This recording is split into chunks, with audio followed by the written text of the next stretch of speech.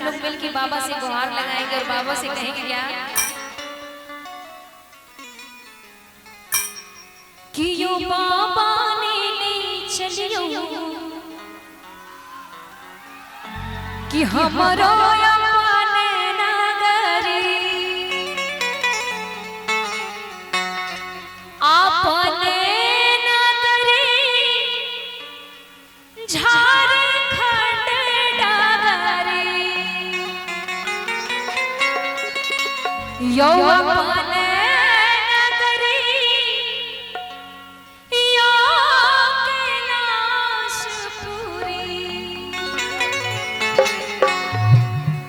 बाबा ने चलियो हमरो अपने नगरी बाबा ने चलियो हमरो अपने नगरी अपने नगरी झारखंड नगरी अपने नगरी यो कैलाशपुरी भोला ने चलियो हमरो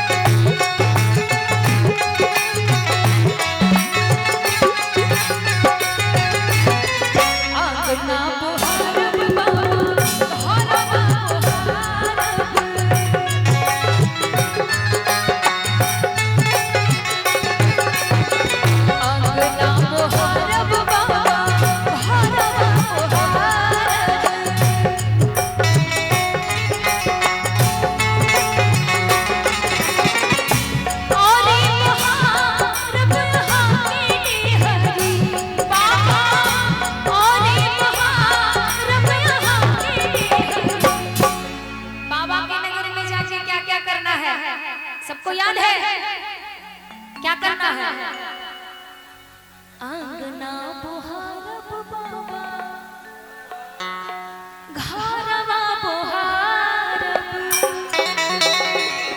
और बहारब यहाँ के डेहरी योदानी और बहारब यहाँ के डेहरी। सारे लोग मेरे साथ मिल के गाइए, गाइए सारे लोग।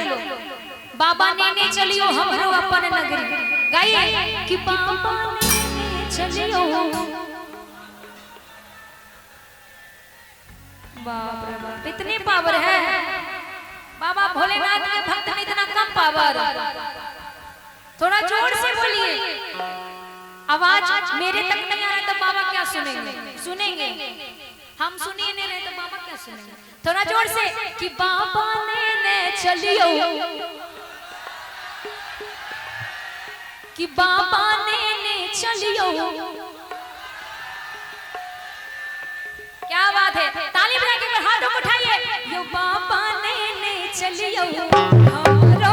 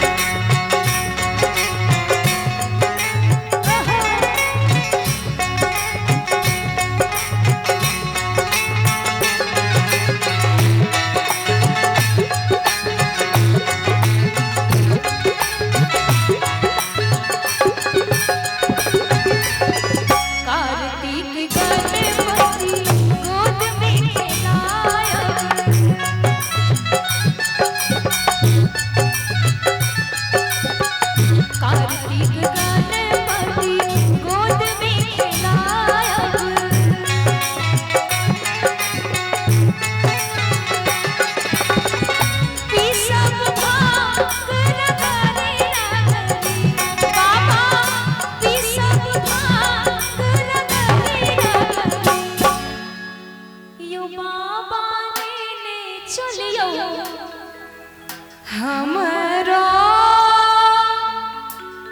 अपने नगरी है ना। किनको जाना है बाबा की नगरी?